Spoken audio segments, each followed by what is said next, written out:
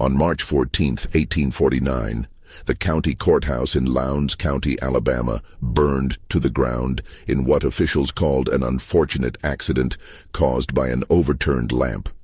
But among the ashes, investigators found something that didn't match the official story. 3 sets of human remains in the basement, chained to iron rings embedded in the stone walls. The county clerk's records from 1847 to 1849 were completely destroyed, along with property deeds, marriage certificates, and most crucially, the probate documents for the Sutton estate. For over a century, descendants of Lowndes County families have whispered about what really happened at Bell River Plantation during those 2 years, about the twin daughters of Colonel Nathaniel Sutton, and about the slave named Marcus, who somehow managed to document everything before he vanished. What you're about to hear has been pieced together from surviving letters, medical records from Mobile, and testimonies given to a Northern abolitionist society that was sealed until 1963. Before we continue with the story of the Sutton sisters and the secrets that consumed an entire community, make sure you're subscribed to Liturgy of Fear and hit that notification bell. We uncover the darkest corners of American history that textbooks won't touch. And leave a comment telling us what state or city you're listening from. We love knowing where our audience discovers these forgotten horrors. The truth about Bell River Plantation begins not with the fire, but with a funeral 2 years earlier, and with 2 women who had been taught that survival meant absolute control. Lowndes County in 1847 stretched across some of the richest cotton-growing soil in Alabama, black earth that made men wealthy and carved the landscape into kingdoms of white columned houses surrounded by fields that reached the horizon. The county seat of Hayneville sat at the center of it all, a collection of brick buildings and dirt streets where planters conducted business, and their wives pretended not to know where the family wealth truly came from. Bell River Plantation lay 8 miles south of town, accessible only by a private road that wound through stands of water oak and across 2 tributaries of the Alabama River. Colonel Nathaniel Sutton had built the main house in 1828, a 3-story structure with 12 rooms and a separate kitchen building connected by a covered walkway. The slave quarters, 24 cabins arranged in 2 precise rows, sat a 1/4 mile behind the main house, close enough to be summoned quickly, far enough that the colonel didn't have to hear the sounds of the lives he owned. The colonel had made his fortune in cotton, but his reputation came from something else entirely. He'd served in the Creek War under Andrew Jackson, and brought back from that conflict a belief that humans could be improved through careful breeding, the same way one improved livestock. His library contained medical texts from Philadelphia, agricultural journals from Virginia, and personal correspondence with men at universities who shared his convictions about racial hierarchies and biological destiny. He kept meticulous records, measurements, observations, genealogies traced back 3 generations. His neighbors called him eccentric but brilliant. His slaves called him something else entirely, though never where white ears could hear. The colonel never married. Instead, he'd purchased a slave woman named Ruth in 1824 from a Charleston trader, a woman described in the bill of sale as of uncommonly fair complexion and genteel bearing. Ruth gave birth to twin daughters in 1825, Sarah and Catherine. The colonel raised them in the main house, educated them with tutors from Mobile, dressed them in fine clothes ordered from New Orleans. But he never freed them. He never acknowledged them as his daughters in any legal document.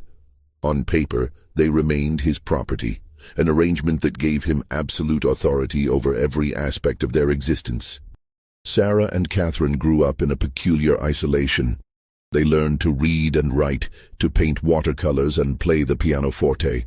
They studied literature and mathematics, geography and French, but they rarely left the plantation grounds. The colonel controlled who visited and when, screening every potential social contact through his own rigid criteria. He told them they were special, that they had been given advantages that elevated them above their station, but that the world beyond Bell River would never understand or accept them. He taught them that safety came from seclusion, that trust was a weakness and that power, however limited, was the only currency that mattered. The twins learned these lessons too well. They developed their own language of glances and gestures, finishing each other's sentences, sometimes falling silent for days, and communicating only through notes passed across the dinner table. They wore identical dresses in coordinating colors, Sarah in deep green, Catherine in midnight blue. They read the same books at the same pace, one starting at the front, one at the back, meeting in the middle.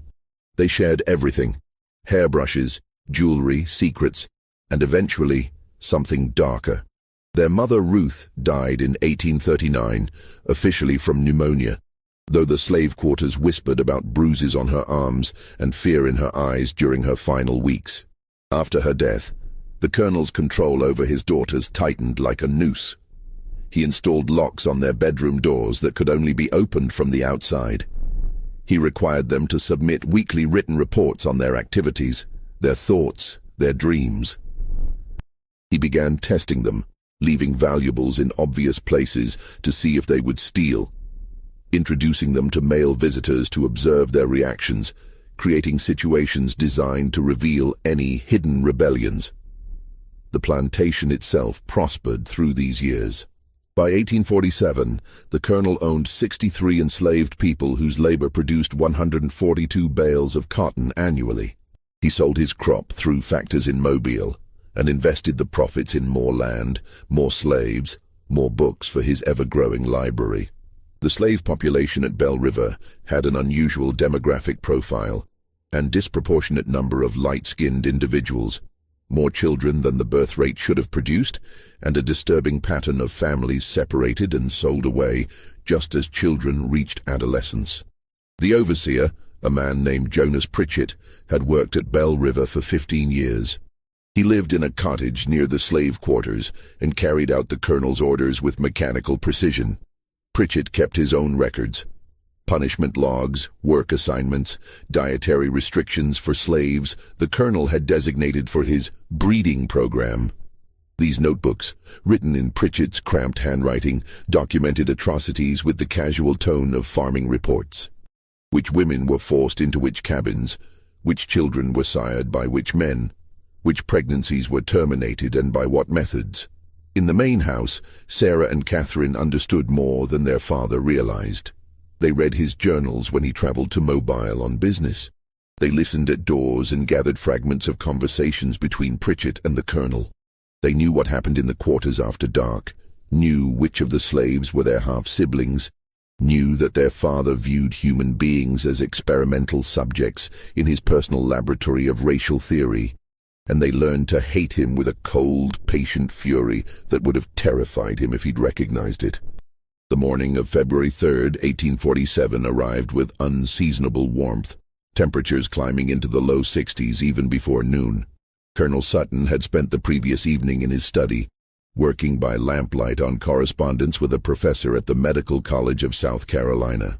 The household staff noticed nothing unusual when he failed to appear for breakfast.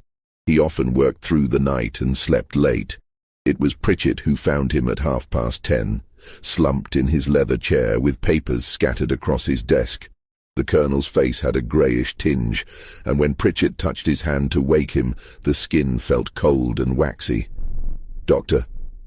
Amos Grayfield arrived from Hayneville 2 hours later and pronounced Colonel Nathaniel Sutton dead, estimating the time of death as sometime between midnight and dawn. "Heart seizure," Dr. Grayfield declared, barely glancing at the body. Man was 56 years old, worked himself to exhaustion. I'd warned him about his choleric temperament and excessive mental strain. The heart gives out. Simple as that. But several details didn't align with this tidy diagnosis. The colonel's dinner tray, brought to the study at 8 o'clock the previous evening, sat on a side table with the food barely touched. A cup of coffee, long since gone cold, showed a peculiar residue at the bottom, a fine sediment that glittered faintly in the lamplight. The colonel's final letter, addressed to his attorney in Mobile, remained unfinished mid-sentence. I have made certain arrangements regarding the future of my daughters, which must be executed precisely as stipulated, for their own protection and for the preservation of my life's work. Should any person attempt to—" The sentence ended there, the pen trailing off the page, as if his hand had suddenly lost strength. Sarah and Catherine stood together in the hallway outside their father's study, wearing matching black mourning dresses that they'd somehow procured despite having no prior knowledge of his death. Their faces showed no tears, no evidence of shock or grief. They held hands, fingers interlaced, and watched the proceedings with identical expressions of watchful calm. "We should examine him more thoroughly," suggested Mr. Harold Breckenridge, a neighboring planter who'd arrived to pay his respects. "Nathaniel was in good health last month when I saw him at the courthouse. This seems rather sudden." The colonel worked himself into the grave. "Doctor," Grayfield snapped, irritated at having his professional judgment questioned. "I've seen it 100 times. The body simply gives out. Now, if you'll excuse me, I need to speak with the daughters about funeral arrangements." But Dr. Grayfield never got that conversation. Sarah addressed him first, her voice perfectly modulated and cold as January rain. "Dr. Grayfield, we appreciate your prompt attendance. The funeral will be held 3 days hence with burial in the family plot. Mr. Jeremiah Osgood, our father's attorney from Mobile, has been summoned and should arrive by tomorrow evening. Until such time as the will is read and the estate settled, Catherine and I will manage the plantation affairs. Pritchett will continue as overseer under our direct supervision." The men in the room exchanged glances. Women didn't manage plantations, certainly not unmarried women barely 22 years old. And there was something else, something they couldn't quite articulate, a sense that Sarah and Catherine had been waiting for this moment, that they'd rehearsed these words and knew exactly how events would unfold. "Now, Miss Sarah, Mr. Breckenridge began in the patronizing tone men reserved for women discussing matters beyond their comprehension. "You can't seriously expect to—" "Our father educated us specifically for this eventuality," Catherine interrupted, her voice a mirror of her sister's. "We understand crop rotation, market factors, the management of field labor. We've studied his methods for years.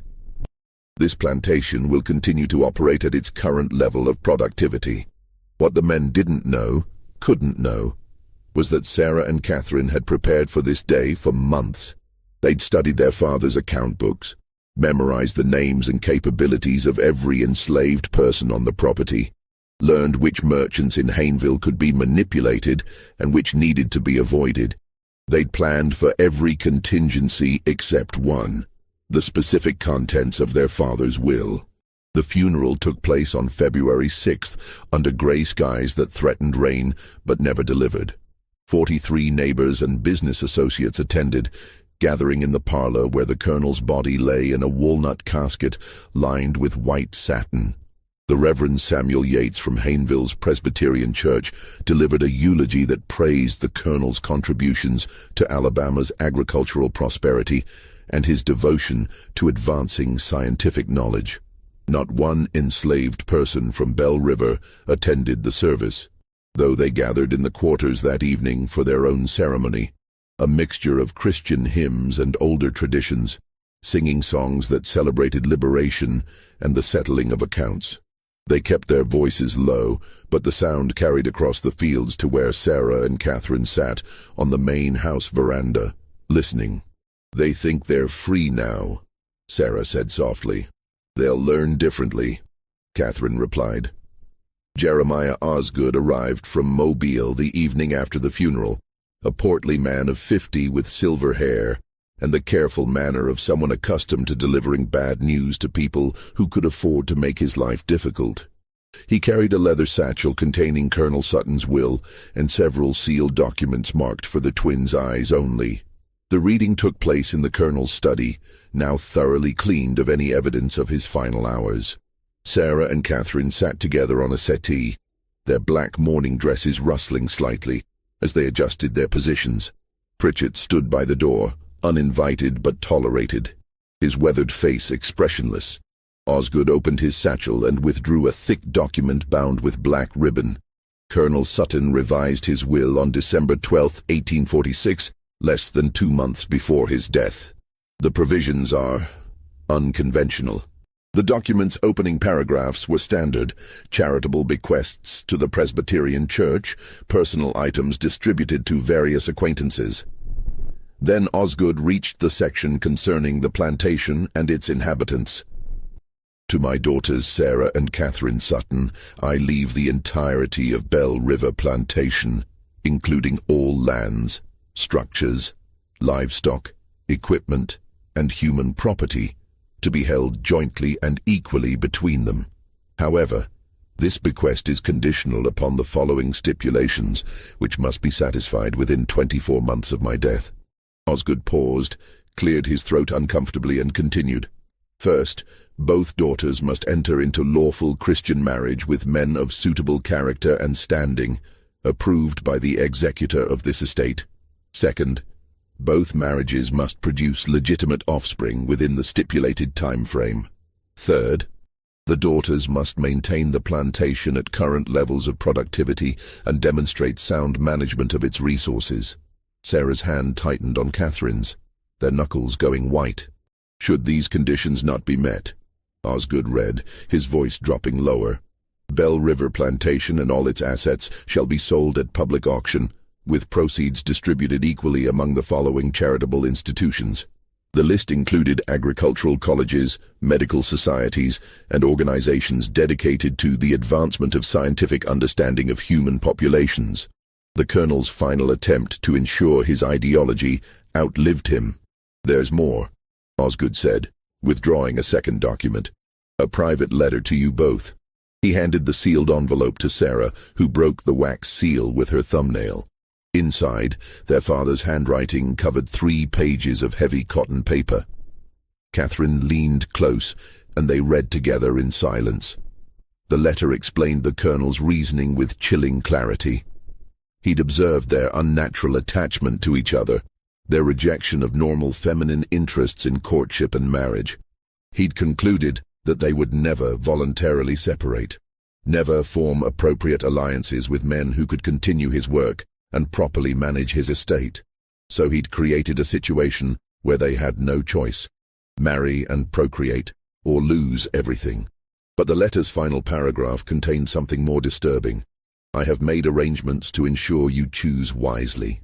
My network of correspondence extends throughout the state and beyond. They will be watching, reporting back on your conduct and your choices. Remember always that you are what I made you, and you cannot escape the fundamental truth of your nature, no matter how you might pretend otherwise. The blood that flows through your veins is both your privilege and your prison. Sarah folded the letter carefully and placed it back in the envelope. When she looked up at Osgood, her expression betrayed nothing. We understand the terms. Who serves as executor? I do, along with Mr. Breckenridge as co-executor. We're charged with approving any marriage proposals and ensuring the conditions are met. 24 months, Catherine said. That gives us until February 1849. Correct. I must say, ladies, your father's provisions are highly irregular. Most attorneys would have counseled against. Our father's mind was entirely his own, Sarah interrupted. We'll comply with his wishes. Now, if you'll excuse us, we have plantation business to attend to. After Osgood left, promising to return in 6 months to assess their progress, the twins remained in the study. They sat in their father's chair, Catherine on the seat, Sarah perched on the armrest, and looked at the walls lined with journals and medical texts, at the ledgers documenting 2 decades of human experimentation disguised as agricultural management. We can't find suitable husbands in 24 months, Catherine said finally. He knew that. He designed this to fail. Not if we control every variable, Sarah replied. Father taught us that much. He believed humans could be bred like livestock, that every aspect of reproduction could be managed and directed. We'll prove him right, just not the way he intended. What are you suggesting? Sarah stood and moved to their father's desk, pulling open the bottom drawer where he'd kept his most private records. She withdrew a leather-bound journal and flipped it open to a page marked with a silk ribbon. Father's breeding logs, He documented everything, which combinations produced which results, which bloodlines he considered superior, which individuals he designated for his program. Catherine joined her, reading over her shoulder. The entries were clinical, dehumanizing, describing people as if they were cattle. Purchased male, approximately 25 years, from Williamson Estate. Good teeth, strong back, quick to learn tasks. Letters visible on back indicate prior ownership in Virginia, paired with female number 4. Results: 1 male child, sold 1837. 1 female child, retained for future breeding. He was a monster, Catherine whispered. He was, Sarah agreed. But he was also thorough, and somewhere in these records is the solution to our problem. Over the following weeks, Sarah and Catherine absorbed themselves in their father's documentation. They discovered the full scope of his obsessions: journals spanning 20 years, detailed genealogies, physical measurements, observations on temperament and capability. He treated Bell River as a laboratory, its enslaved population as experimental subjects, all in service of his theories about racial hierarchies and human improvement. But within that documentation they found something unexpected: evidence of intelligence, resilience, and resistance among the very people their father had tried to reduce to data points. Slaves who'd taught themselves to read despite prohibitions. Women who'd used herbs and folk knowledge to control their own fertility, quietly subverting the Colonel's breeding program. Men who'd sabotaged equipment and slowed productivity in ways that appeared accidental. Their father had noted these deficiencies without recognizing them as acts of rebellion. One name appeared repeatedly in the later journals, always with annotations of frustration: Ruth, their mother.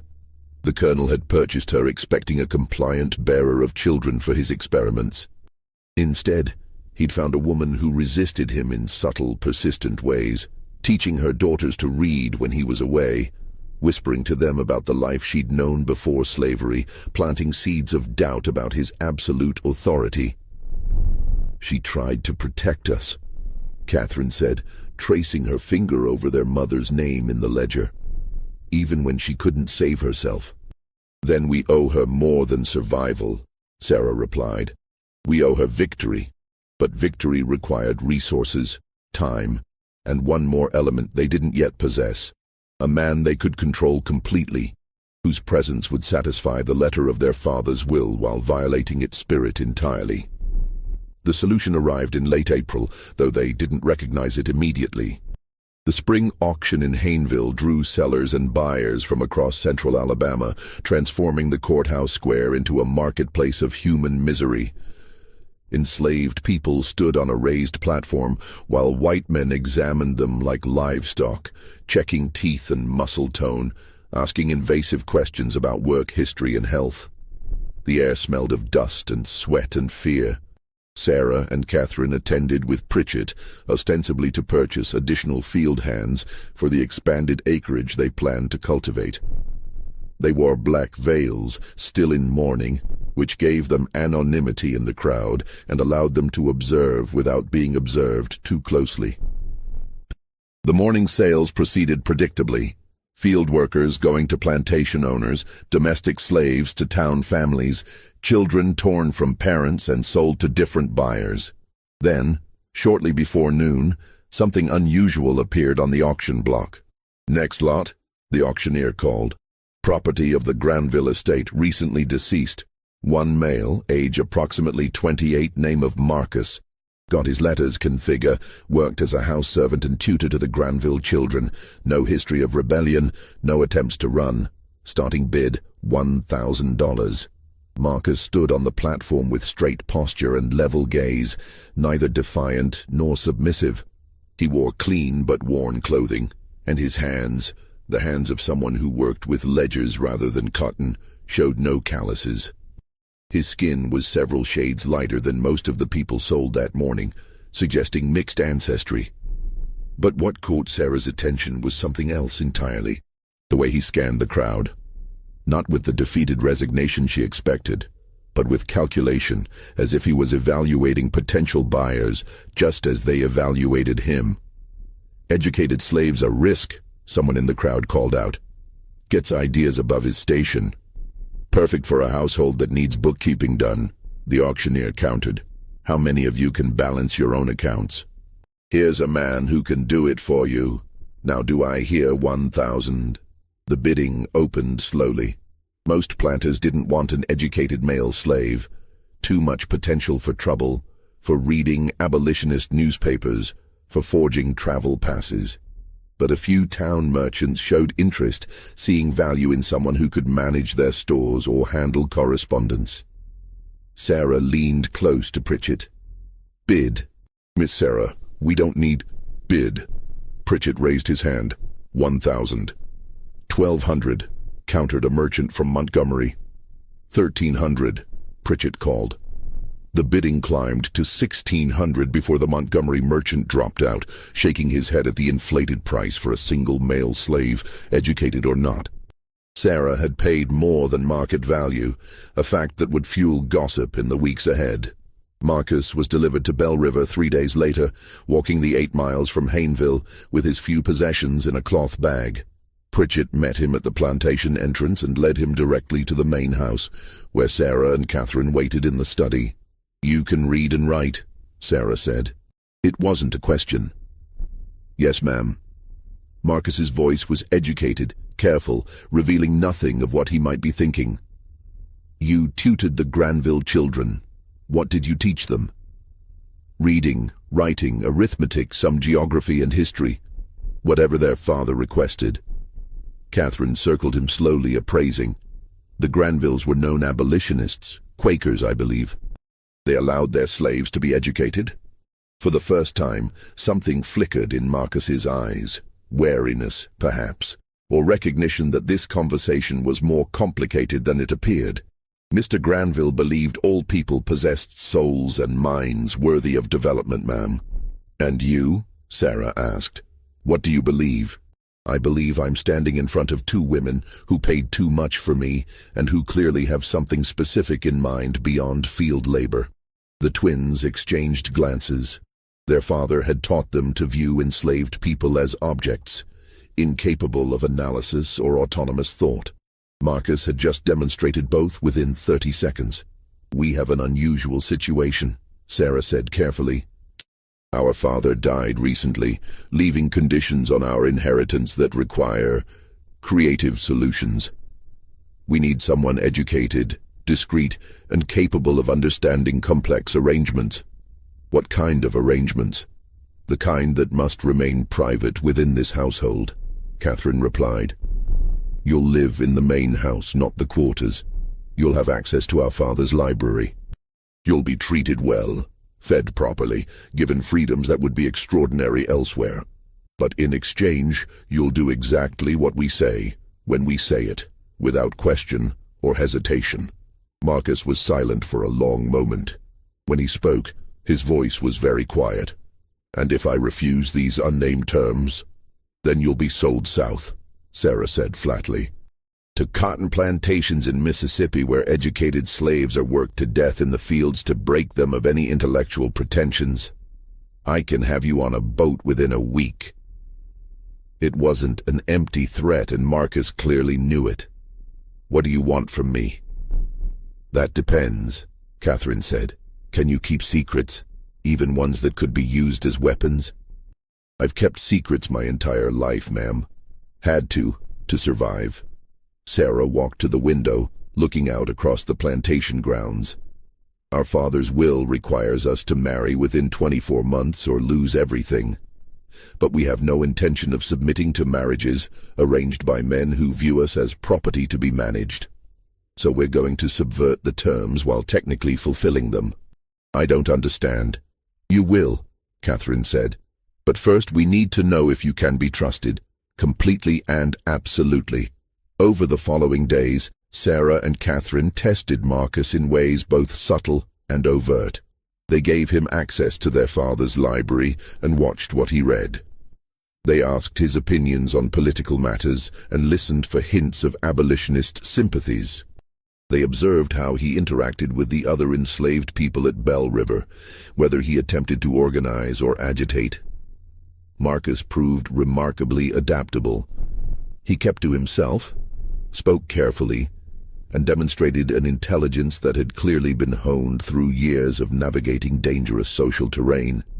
He understood that educated slaves existed in a precarious position, valuable enough to be kept, dangerous enough to be feared. What the twins couldn't know yet, was that Marcus had his own secrets and his own agenda. The Granvilles had indeed been Quakers with abolitionist leanings. More than that, they'd been part of an informal network that collected testimony from enslaved people about the realities of plantation life. Marcus had spent 5 years documenting atrocities, recording names and dates and details in a coded shorthand he'd developed. When the Granvilles died, both within a week of each other from fever, their relatives had sold off the estate, including Marcus, before anyone could discover the trunk hidden in the root cellar containing years of carefully preserved evidence. Marcus had managed to retrieve his most important notebooks before the sale, hiding them in a hollowed-out Bible that no white person bothered to inspect. He'd been bought and brought to Bell River expecting another period of careful observation and documentation. Instead, he found himself at the center of something far stranger and potentially more dangerous. By mid-May, the arrangement had clarified. Marcus would serve as the twins' private secretary, managing household accounts and correspondence. But more than that, he would be their confidant in a scheme they hadn't yet fully explained. Sarah revealed their plan one evening in early June, after the house slaves had retired to their quarters and the 3 of them were alone in the study. "Our father's will requires us to marry and bear children within 24 months, she began. "The executors must approve our choice of husbands, men of suitable character and standing. But the will says nothing about the husbands being suitable for us, only that they meet external criteria." "I'm not following," Marcus said. Catherine smiled, and there was something almost feral in it. "We're going to marry men we can control completely. Elderly men, or sickly ones, or men desperate enough for the connection to a wealthy plantation that they'll agree to any terms. Men who will give us legal legitimacy without interference in how we run Bell River." "And the children?" Marcus asked, though he was beginning to understand. "Biology is biology," Sarah said bluntly. "Our father spent 20 years proving that. Lineage can be strategically managed. The executors need to see marriages and pregnancies. They don't need to see what happens behind closed doors." The full implications hit Marcus like cold water. They wanted him to father their children, to create the appearance of legitimate heirs, while the twins maintained control through marriages that existed only on paper. "You're asking me to commit an act that could get all of us killed," he said slowly. "If anyone discovered—" "No one will discover," Catherine interrupted. "We control this household completely. The marriages will be arranged carefully. We'll manage every detail, every possible witness, every piece of evidence. You'll be protected." "Protected?" Marcus laughed bitterly. "I'm a slave. There's no protection for me if this fails. You'll be ruined socially, perhaps sent away somewhere. I'll be hanged or burned alive, which is why you'll be motivated to ensure it doesn't fail," Sarah said. "And in exchange, you'll receive something worth the risk." "What could possibly be worth—" "Freedom," Catherine said quietly. "Documented legal freedom. And enough money to go north and start a new life. We'll wait until after the children are born and the estate is secure. Then we'll manumit you, provide funds, and send you away with a cover story that holds up to scrutiny." Marcus looked between them, searching for deception or false promises. "And if I refuse?" "You won't," Sarah said with certainty. "Because you want freedom more than you fear death, and you're smart enough to recognize this as your only real chance." She was right, and he knew it. But there was something else at play, something the twins hadn't considered. Marcus saw in their scheme not just a path to personal freedom, but an opportunity to document and expose the entire system. If he could gather evidence about the Sutton family's secrets, about the Colonel's experiments, about the network of planters and overseers who'd collaborated in decades of atrocities, he could send that information north and strike a blow against the institution that had stolen his life. "I'll do it," he said finally, "on one condition." "You're not in a position to make conditions," Catherine said. "I am, if you want my cooperation rather than my resentful compliance. I want to know everything. Your father's journals, his correspondence, his breeding logs, all of it. If I'm risking my life for this scheme, I deserve to understand the full context." The twins considered this. Giving Marcus unrestricted access to their father's papers was dangerous, but refusing might create exactly the resentful compliance he'd mentioned. "Agreed," Sarah said. "But you'll study them here, in this room under our supervision. Nothing leaves this house." Acceptable. What none of them said aloud was that they'd each just made a bargain with someone they didn't fully trust, gambling their futures on a deception so audacious it could only succeed if every element aligned perfectly. And in Lowndes County, Alabama in 1847, perfection was in very short supply. Aumento de tensión. The summer months brought oppressive heat to Bell River, the kind that made the air thick as syrup and turned every physical task into an ordeal. But inside the main house, behind closed shutters and drawn curtains, a different kind of pressure built. Sarah and Catherine began their search for suitable husbands with the cold calculation their father had taught them. They needed men who met the executor's criteria for character and standing, while being vulnerable enough to manipulate. They compiled a list from Osgood's suggestions and their own observations of Lowndes County society. The first candidate was Mr. Edmund Varley, a 68-year-old widower whose cotton operation had struggled since his sons moved west to seek opportunities in Texas. Varley had been a friend of the Colonel's and expressed immediate interest when approached about a potential match with one of the twins. "A beautiful opportunity," he declared during his first visit to Bell River in July, his watery eyes roaming over Catherine with an expression that made her skin crawl. "Union of two fine properties, continuation of your father's legacy. I'd be honored to guide you through the complexities of plantation management." Catherine smiled and said nothing. After Varley left, she scrubbed her hands raw in the wash basin as if she could remove the memory of his palm on her arm during the tour of the grounds. "He'll do," Sarah said clinically. "He's desperate to restore his reputation after last year's failed crop. He'll agree to any prenuptial terms to secure the connection." "I can't," Catherine whispered. "Sarah, I can't let him touch me." "He won't. That's the point. The marriage is legal fiction. Marcus fathers the child, Varley gets credit, and we maintain control." But arranging two such marriages proved more complex than anticipated. The executors, particularly Breckinridge, had strong opinions about suitable matches. When Sarah suggested she might marry a merchant from Mobile, a man of 42 with moderate success in the cotton trade, Breckinridge rejected him immediately. "Unsuitable background," he declared. "Your father intended you to marry into established planter families, not commercial classes. The man's grandfather was an indentured servant, for God's sake." The twins pushed back, arguing that the will's language didn't specify planter families, only men of suitable character and standing. But Breckinridge held firm, threatening to petition the courts to clarify the will's intent if they continued pushing inappropriate candidates. "He's trying to force us into marriages that benefit him," Sarah fumed after one particularly contentious meeting. "He has sons, you realize. He's probably angling to marry one of us off to his own family." While the marriage negotiations dragged on, Marcus immersed himself in Colonel Sutton's papers. What he found there exceeded his worst expectations. The Colonel's breeding program had operated for 2 decades with systematic brutality.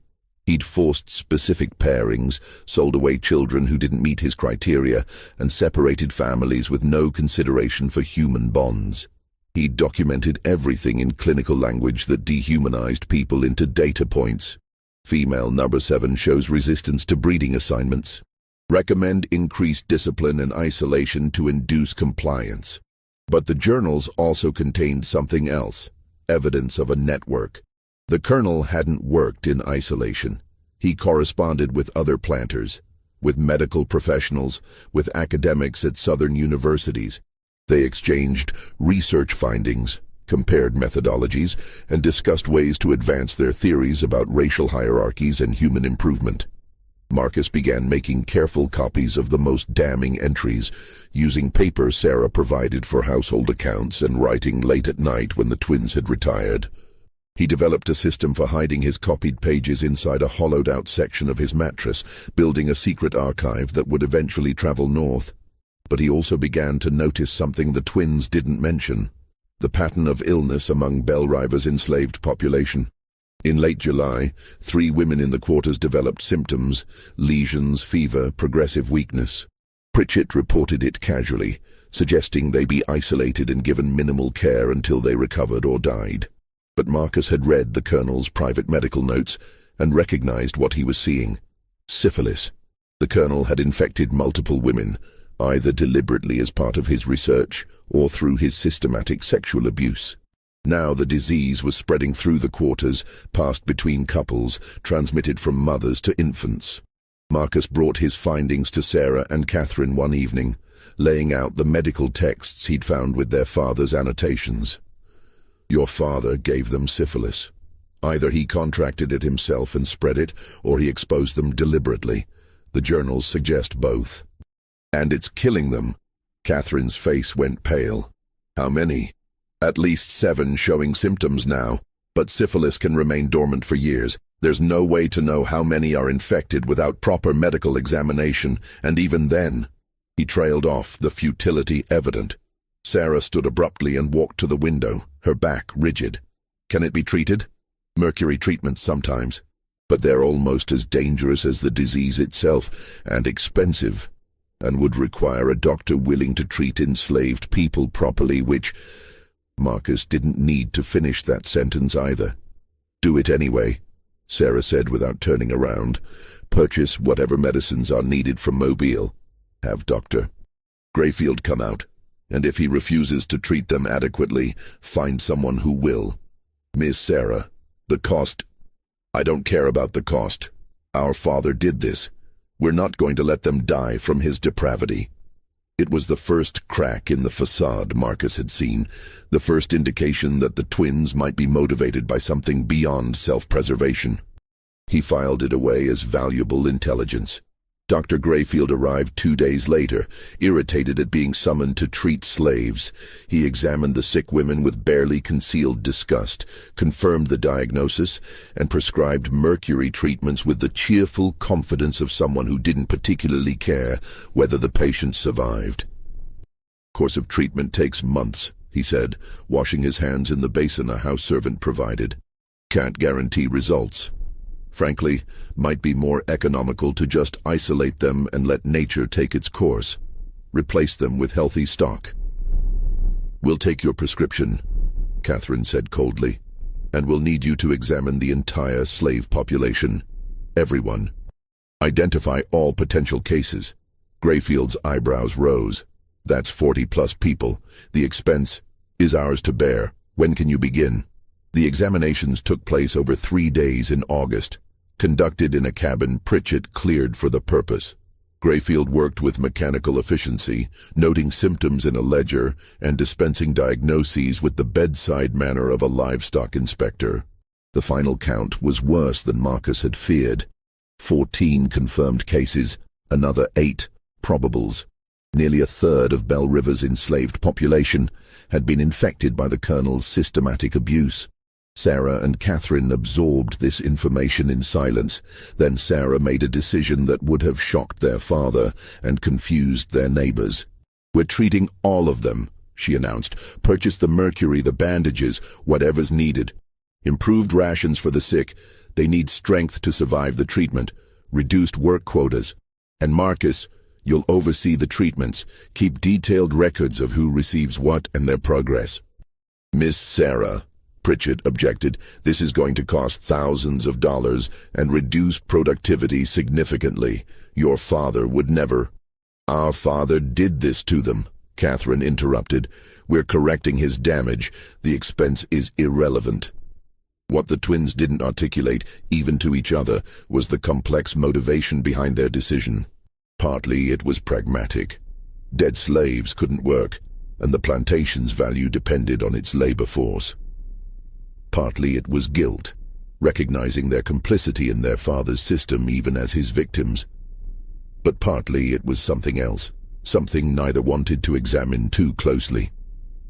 The recognition that their father's greatest crime wasn't the specific atrocities he'd committed, but the fundamental belief that other people existed only as instruments for his purposes. They'd been raised to think the same way. Now, confronted with the human cost of that worldview, they were being forced to choose what kind of people they would become. Marcus watched these developments with growing confusion. He'd expected to find monsters at Bell River, people who viewed him as less than human. Instead, he'd found two women who'd been made into something twisted by their father's abuse, who were now struggling to untangle their own humanity from the poison he'd fed them. It didn't make them allies. It didn't mean he trusted them. But it complicated his simple narrative of oppressor, and oppressed in ways that made his documentation more difficult. While Marcus grappled with moral complexity, the marriage negotiations reached a crisis point. In September, Breckenridge arrived at Bell River with a proposal. His nephew, Thomas Breckenridge, age 34, recently returned from New Orleans, where his cotton brokerage had failed due to what was delicately termed unfortunate investments. Thomas needed a fresh start and a wealthy connection. Sarah needed a husband the executors would approve. "Perfect match," Breckenridge declared, having already decided the matter. "Thomas has impeccable breeding, understands plantation management, and will provide the steady male guidance you require." Sarah met Thomas twice before reaching her conclusion. He was weak, vain, and deeply in debt, which made him perfect for her purposes. "I'll agree to the match," she told Breckenridge, "under specific conditions. A prenuptial contract giving me sole management of Bell River. Thomas receives an annual income but no decision-making authority over plantation operations, and the marriage doesn't take place until my sister's match is also arranged." Those terms are highly irregular. Those terms are non-negotiable. Thomas is desperate enough to agree. "We both know it." Breckenridge sputtered but couldn't argue with the assessment. Thomas did agree, signing a prenuptial contract that essentially made him a paid figurehead in exchange for respectability and freedom from his creditors. Catherine's match proved more difficult. Edmund Varley had grown impatient and shifted his attention to a widow in Montgomery. The executors rejected 3 other candidates for various reasons. Time was running short. They had until February 1849, and it was already October 1847. Then Catherine made a suggestion that changed everything. "What if I don't marry at all?" Sarah looked up from the ledgers they'd been reviewing. "The will requires both of us. The will requires both of us to marry within 24 months. It says nothing about remaining married. I could marry, become pregnant, and then accidents happen, especially to sickly husbands." The room fell silent. Marcus, sitting at the desk where he'd been copying correspondence, felt ice water run down his spine. "You're suggesting murder," he said quietly. "I'm suggesting that we fulfill the letter of Father's will through whatever means necessary," Catherine replied. "He never specified the husbands had to survive." "Catherine," Sarah began, "don't pretend you haven't thought about it. Thomas Breckenridge is going to be a problem. He's weak but not stupid. Once you're married, he'll try to assert authority, pregnancy or not. Men like that always do. They can't help themselves." Sarah didn't argue, which was answer enough. Marcus understood in that moment that he'd badly miscalculated. He'd thought the twins were victims of their circumstances, trapped women trying to escape their father's control through desperate means. But they were their father's daughters in ways that went deeper than blood. They'd learned to view people as obstacles to be managed or removed. "If you're planning to kill anyone," he said carefully, "I want no part of it. That's not what I agreed to." You agreed to do what we say, Catherine reminded him. And you'll keep doing it because the alternative is being sold south, remember? Then sell me south. I won't be party to murder. The twins exchanged glances. Sarah spoke first, her voice softer. Catherine's talking theoretically. We're not planning to kill anyone, but she's right that we need to consider all possibilities. This situation is more complicated than we anticipated. Marcus didn't believe her, but he also recognized he had no good options. If he refused to cooperate, they could indeed sell him away, and his documentation would be lost. If he reported their plans to authorities, he'd be dismissed, a slave's word against white women's, and likely executed for daring to make accusations. So he did what enslaved people had always done. He nodded, agreed, and began planning how to protect himself when the inevitable violence came. November brought the first frost and a new development. Sarah's wedding to Thomas Breckenridge was scheduled for December 15th. The ceremony would take place at Bell River, with Reverend Yates officiating. Catherine would serve as maid of honor. The executors would attend to witness the fulfillment of the first condition. But behind the wedding preparations, darker plans took shape. Sarah and Marcus began their physical relationship in early November, clinical encounters that took place in the locked study after Catherine retired. Sarah approached it with the same cold efficiency she applied to plantation management. This was reproduction, not intimacy, a biological function necessary to achieve a goal. Marcus found it profoundly disturbing, not because of the racial taboo they were violating, though that danger hovered over every encounter, but because of the emotional emptiness of it, the way Sarah could separate physical acts from human connection so completely. "My father did this to dozens of women," she said one night afterward as they lay apart on the study floor. "Forced them into exactly this situation. And I swore I'd never be like him. Yet here I am." "You're not forcing me," Marcus said, though it wasn't entirely true. The threat of being sold south hung over everything. "Aren't I? You're enslaved. By definition, you can't consent. I tell myself this is different because I'm offering you freedom afterward. Because we're partners in this deception. But we're not partners. I own you. There's no consent possible in that dynamic." It was the most honest thing she'd said to him, and it made everything worse because it meant she understood exactly what she was doing and did it anyway. By mid-November, Sarah was pregnant. Dr. Grayfield confirmed it during a visit to check on the syphilis treatments. The executors were delighted. One condition satisfied, one more to go. Thomas Breckenridge, who'd arrived at Bell River 2 weeks earlier to prepare for the wedding, accepted the news with the oblivious pleasure of a man who believed his own virility explained everything. Catherine's situation remained unresolved. She'd rejected 6 potential husbands, frustrating the executors and running the calendar dangerously close to the deadline. Then, in early December, she made an announcement. "I've found someone acceptable, Mr. Lawrence Kemper, widower, age 51, with a small plantation in Wilcox County. Moderate means respectable reputation, no children from his first marriage. I'll need to meet him," Breckenridge said. "Of course, he'll visit next week." Lawrence Kemper arrived on December 8th.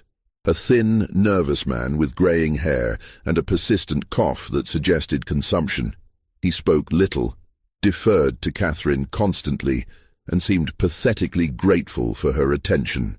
"He's perfect," Catherine told Marcus after Kemper had left, dying slowly, desperate for companionship, and too weak to assert any authority.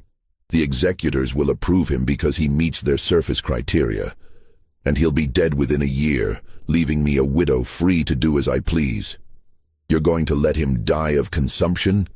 I'm going to let nature take its course. Is that murder, Marcus? Marrying a sick man knowing he won't survive?" Marcus had no answer that didn't sound like moral evasion. Sarah's wedding took place on a cold, clear December day. 40 guests attended, filling Bell River's parlor with the smell of perfume and wood smoke from the fireplaces. Reverend Yates performed the ceremony with his usual ponderous solemnity. Thomas Breckenridge looked pleased with himself, clearly believing he'd secured a valuable prize. Sarah wore a dress of ivory silk that Catherine had sewn, and her expression throughout the ceremony was as blank as a porcelain doll's. Marcus watched from the back of the room, technically serving as additional household staff for the event. He saw Sarah speak her vows without hesitation, saw her accept Thomas's kiss with perfect composure, saw her smile and accept congratulations from guests who had no idea what kind of performance they were witnessing. That night, after the guests had departed and Thomas had drunk himself into a stupor in his new quarters, Sarah came to the study where Marcus waited. "It's done," she said simply. "The first condition is satisfied." "And Thomas?" "Will do as he's told. I made that very clear during our wedding night conversation. He gets a comfortable life, an annual income, and the appearance of authority. In exchange, he stays out of my way and doesn't ask questions about how this plantation operates." He agreed to that. He agreed to avoid being exposed as a fraud who embezzled from his business partners in New Orleans. "I purchased his cooperation with threats, Marcus, the same way I purchased yours. I'm my father's daughter, remember?" The bitterness in her voice was new, and Marcus recognized it as dangerous. Sarah was beginning to hate herself for what she was becoming, which meant she might do something unpredictable to prove she was different from her father, or something terrible to prove she didn't care. Catherine's wedding was scheduled for January 20th, 1848. The executors approved Lawrence Kemper after minimal scrutiny. His background checked out, his property holdings were legitimate, and his desperate eagerness to remarry blinded them to any potential issues. But in the weeks between the two weddings, something shifted at Belle River. The house staff began whispering about arguments between the twins, raised voices behind closed doors. Pritchett reported that both women seemed distracted, making decisions about plantation management and then countermanding them hours later. Marcus knew what was happening. The strain of maintaining their deception, combined with Sarah's growing self-loathing and Catherine's increasingly cold calculation, was fracturing their previously united front. It came to a head the night before Catherine's wedding. Marcus was in the study, working on his secret documentation, when he heard screams from upstairs. He rushed up to find Sarah and Catherine in Sarah's bedroom. Catherine with blood running from her nose, Sarah with scratch marks on her face. "She wants to kill him," Sarah shouted when she saw Marcus. "Not just let him die, actually poison him." "He's dying anyway," Catherine screamed back. "Why wait? Why risk him changing his mind about the marriage terms? We dose him with arsenic. He's dead in 6 months. I'm a widow and pregnant, and we're done with all of this." "Because that makes us murderers. Actual, deliberate murderers. We're already murderers. Or had you forgotten the coffee you served Father the night he died?" The room went silent. Marcus stared at the twins, understanding flooding through him with sickening clarity. "You killed your father," he said. Sarah sank onto the bed, her face in her hands. "Arsenic mixed with powdered glass in his coffee. Small amounts over 3 weeks. Made it look like heart failure. Doctor." Grayfield never suspected because he wanted to believe it was natural causes. "We had to," Catherine said, her voice defiant. "He was going to sell Marcus and 3 other slaves to a trader from Mississippi. We overheard him making arrangements.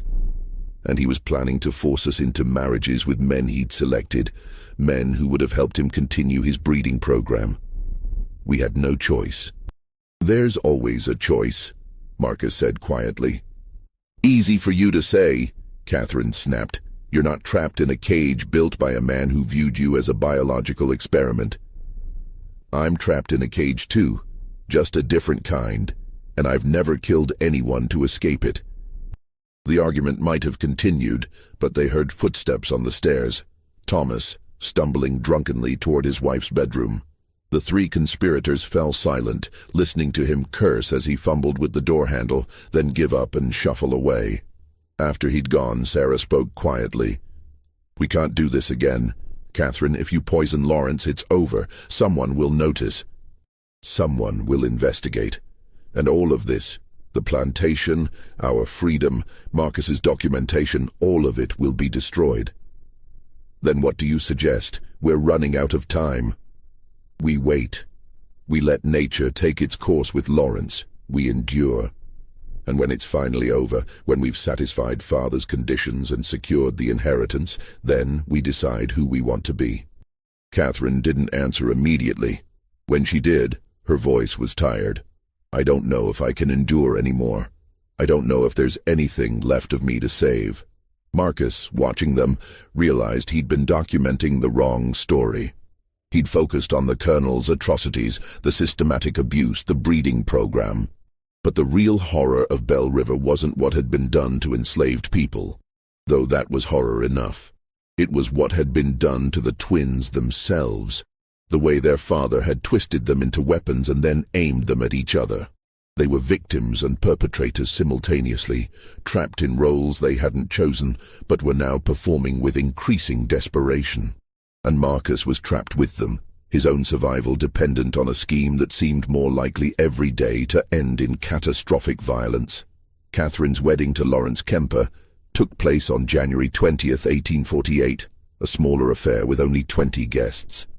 Kemper looked skeletal, his cough worsening in the January cold. He needed Catherine's support to walk to the parlor where Reverend Yates waited. The ceremony lasted 12 minutes. When Yates pronounced them married, Kemper attempted to kiss his bride but was seized by a coughing fit that left blood on his handkerchief. Consumption's got him good, Dr. Grayfield muttered to Breckenridge. Give him 6 months, maybe less. Lawrence Kemper moved into Bell River that evening, taking a bedroom far from Catherine's. He seemed pathetically grateful for every small kindness, thanking servants repeatedly for bringing him water and stoking his fire. Catherine and Marcus began their encounters in early February. Unlike Sarah's bitter honesty, Catherine treated it as another transaction to be completed efficiently. She scheduled specific times and afterward left without conversation. By March, Catherine was pregnant. Lawrence Kemper, confined to his bed by worsening illness, accepted the news with confused pleasure. Thank God, he wheezed. You'll have something to remember me by. The executors visited in April to verify both pregnancies. They found everything in order. Both twins married, both pregnant, cotton production maintained. Breckenridge pronounced himself satisfied. Meanwhile, Marcus spent his nights documenting everything. He now had evidence of the Colonel's breeding program, the syphilis epidemic, the poisoning, and the marriage scheme. But he still couldn't figure out how to get the documents north without being caught. In May, a traveling preacher named Jacob Sturgis arrived, claiming to collect missionary donations. During dinner, Sturgis mentioned spending time in Philadelphia. Marcus caught the emphasis, a known abolitionist center. He made a small hand gesture, a sign used by Underground Railroad operatives. Sturgis paused mid-sentence, his eyes flickering to Marcus, then continued without missing a beat. Later, Marcus approached him near the stable. I have documents, evidence of crimes. It needs to reach Philadelphia. After consideration, Sturgis agreed. Marcus spent 10 days copying his most crucial documentation onto thin paper, writing in microscopic hand. He documented the Colonel's experiments, the forced breeding, the syphilis epidemic, the poisoning, and his own role in the twins' scheme. He enlisted Isaiah, a field worker, to deliver the documents to Sturgis in Selma. 2 weeks later, Isaiah returned, confirming delivery. Marcus felt simultaneously liberated and terrified. The evidence now existed beyond the twins' control. But if discovered, he was a dead man. Summer brought mounting tension. Sarah's pregnancy advanced normally, though she grew increasingly withdrawn. Thomas Breckenridge took to drinking heavily. Lawrence Kemper lingered in his sick room, attended by patient servants. Then Sarah began visiting Lawrence, bringing him books. He'd been a teacher once, he explained. Before inheriting a plantation, he'd never learned to manage properly. I'm just a school teacher who wanted to read books, he said weakly. Is that so terrible? Sarah had no answer. On August 17, 1848, Lawrence Kemper died in his sleep from consumption. He was buried 3 days later, his brief presence memorialized with a simple headstone. Lawrence Kemper, 1797–1848, he found peace at the end. Catherine was now a pregnant widow, the will's conditions fulfilled. But something changed in her after Lawrence's death, guilt, even though she hadn't actively killed him. In mid-September, a woman appeared claiming to be the colonel's half-sister, threatening lawsuits if not given a settlement. The twins knew she was a fraud, but before they could act, she approached Pritchett with a bribery offer. Pritchett reported it immediately. Armed with this evidence, the twins confronted the fraud and her lawyer in Hayneville. The meeting was brief and brutal. They left Alabama within 24 hours. But the incident revealed their vulnerability. Until the babies were born, they remained targets. In late October, everything nearly unraveled. Thomas Breckinridge, drunk after winning at cards, mentioned that Sarah had been pregnant within weeks of their marriage. Surprisingly quick timing. Word spread through Lowndes County within days. The scandal hit Bell River like a thunderstorm. Breckinridge arrived demanding explanations. Sarah made a decision. She stood before prominent neighbors, 7 months pregnant, and delivered a calculated confession. "I was violated," she said steadily. "Before our marriage, Thomas and I were intimate. I became pregnant. Rather than cancel the marriage and face ruin, we proceeded with the ceremony. It was wrong, it was sinful, but it doesn't invalidate our father's will." The men exchanged uncomfortable glances. Premarital intimacy was scandalous but not unprecedented. Sarah's frank admission made the story believable, a lie that protected the greater deception underneath. "What about your sister?" Breckinridge asked. "Catherine's situation is entirely proper." Breckinridge studied her carefully but had no evidence to disprove her story. "This matter is closed," he declared finally. "The will's conditions have been met." After everyone left, Sarah collapsed in the parlor, her composure finally breaking. Sarah went into labor on November 14, 1848. The labor lasted 18 hours. At dawn on November 15th, a baby's cry pierced the morning silence. "A girl," the midwife announced. "Small but healthy." Sarah lay exhausted against the pillows, her daughter wrapped in blankets beside her. The baby had dark hair and ambiguous features, useful in a house built on lies. "She's free," Sarah whispered. "That's all that matters." Catherine delivered on December 7th after 12 difficult hours, the umbilical cord wrapped around the baby's neck. The midwife worked with calm efficiency until a weak cry confirmed survival. "Another girl," she said. "She's a fighter." Catherine looked at her daughter, darker than Sarah's child, with features requiring careful explanation. "I'm calling her Ruth, after our mother." "And mine will be Abigail," Sarah said through tears, "after the grandmother we never knew." The names honored women their father had erased. They were the first decisions the twins had made that weren't calculated for advantage. Simply mothers naming their daughters. The executors visited on December 20th to verify both births and finalize the estate transfer. Breckinridge examined the babies clinically, noted their existence, and pronounced the will's conditions fully satisfied. Bell River Plantation is hereby transferred to Sarah Breckinridge and Catherine Kemper. The estate is officially closed. After he left, Sarah felt nothing. No triumph, no relief, just exhaustion. They'd won, but the cost had been enormous. Marcus entered carrying Abigail. She wants her mother. As Sarah took her daughter, she made a decision. "We're keeping our promise. Your manumission papers will be filed next week. Funds sufficient to reach Philadelphia and establish yourself there." Marcus had been expecting delays. The directness caught him off guard. Just like that. "We made an agreement. I'm honoring it."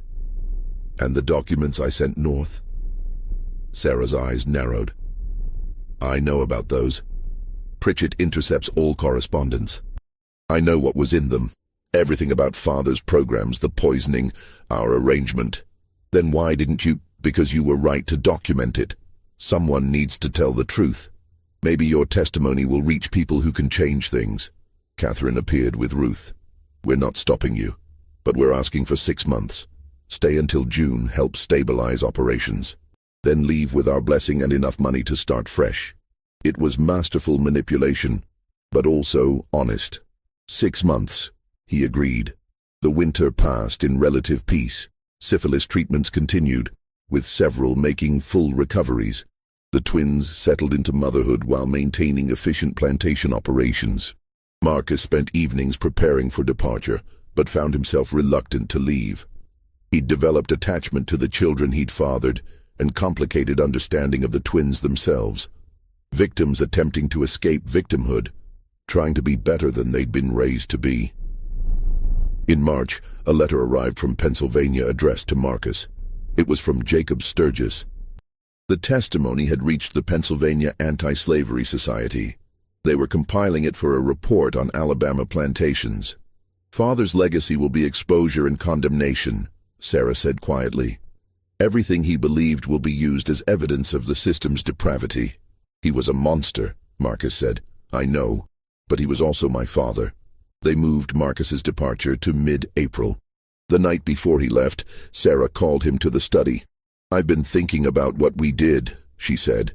"We convinced ourselves we were different from Father because we offered you freedom, but we weren't different. We just used more sophisticated coercion." "I know. And yet you stayed the extra months, completed the treatments. You fulfilled your bargain even after you knew I'd discovered your documentation." Sarah handed him a satchel heavy with gold coins. "This is more than we agreed. There are also letters of introduction to merchants who won't question a freed slave with proper papers. Why? Because Abigail and Ruth will ask about their father someday. I want to tell them he was a good man who made difficult choices, who documented truth when others wanted it buried." Catherine appeared with both babies. "We're saying goodbye properly, as families should." Marcus held his daughters one last time, memorizing their faces. "Be good," he whispered. "Be better than all of us." Marcus left Bell River on April 18, 1849. He carried his papers and a daguerreotype Sarah had commissioned secretly, him holding both girls. On the back, "Marcus and his daughters, April 1849. May they all find freedom." He reached Mobile and secured passage north. The ship departed April 23rd. He never returned to Alabama, but his testimony did. The Pennsylvania Anti-Slavery Society published their report in July 1849, detailing plantation conditions and naming Colonel Nathaniel Sutton specifically. It caused outrage in northern states and fury in southern ones. In August, Harold Breckinridge began asking questions about how Bell River information had reached Pennsylvania. On September 3rd, he arrived with a sheriff and warrant to search for evidence of abolitionist activity. "Marcus was manumitted," Sarah replied calmly. "He left with our blessing. Whatever he did after is his business.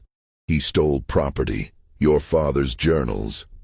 "My father's journals passed to us. We gave Marcus access as part of his duties. What he did with that access is speculation." The search lasted 3 hours. They found nothing. Catherine had burned everything potentially incriminating weeks earlier. Breckinridge was forced to leave empty-handed, though his parting words carried threat. "This isn't over. Eventually, someone will find the truth." After he left, Catherine said, "We need to disappear." It took 6 weeks. They sold Bell River for immediate cash, manumitted several key people with funds to establish themselves, and sold the remaining population to a Quaker merchant who'd promised transport to free states. Thomas received his property and cash settlement for agreeing never to contest the sale. On October 14, 1849, Sarah and Catherine boarded a ship in Mobile bound for New Orleans, traveling as widows with infant daughters. But before leaving Alabama, they made one final stop. On October 15th, a fire started in the Hayneville courthouse basement. The building burned for 6 hours, collapsing before dawn. 3 bodies were found, identified as vagrants seeking shelter, though no one looked carefully at why they'd been chained in the basement. The investigation concluded an overturned lamp caused the accidental fire. Most county records from 1847-1849 were destroyed. Anyone trying to trace Belle River's history would find only fragments and gaps. Sarah and Catherine reached Wisconsin in December 1849. They purchased a small farm outside Madison using false identities, presenting themselves as widowed sisters starting over. Their daughters grew up knowing only that their mothers had come from Alabama, had escaped difficult circumstances, and that their father had been a good man who'd made sacrifices.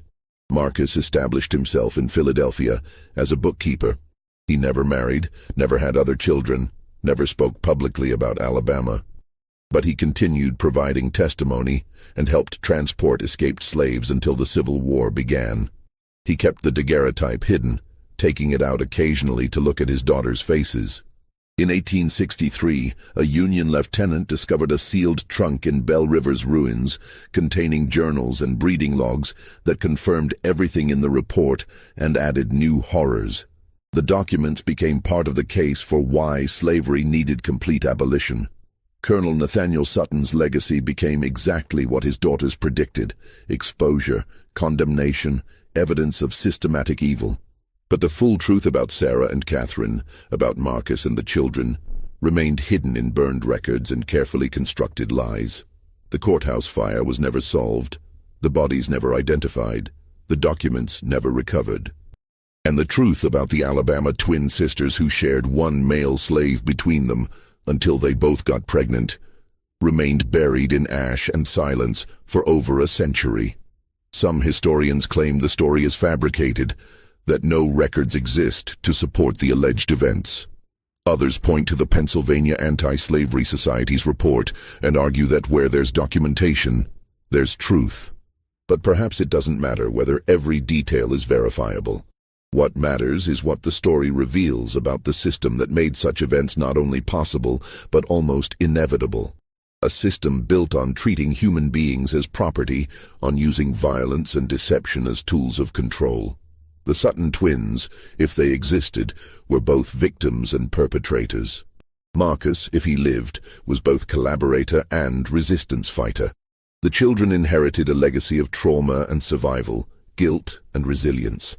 And the rest of us inherit the responsibility to remember, to examine, and to ensure that the conditions that created such horrors never exist again. What do you think of this story? Do you believe everything was revealed, or are there still secrets buried in those burned records? Leave your comment below with your thoughts on what really happened at Belle River Plantation. If you enjoyed this tale and want more dark mysteries from forgotten American history, subscribe to Liturgy of Fear, hit that notification bell, and share this video with someone who appreciates the disturbing truths hidden in our past. The next story might be even more unsettling than this one. Until then, remember that history's darkest chapters are often the ones people tried hardest to erase.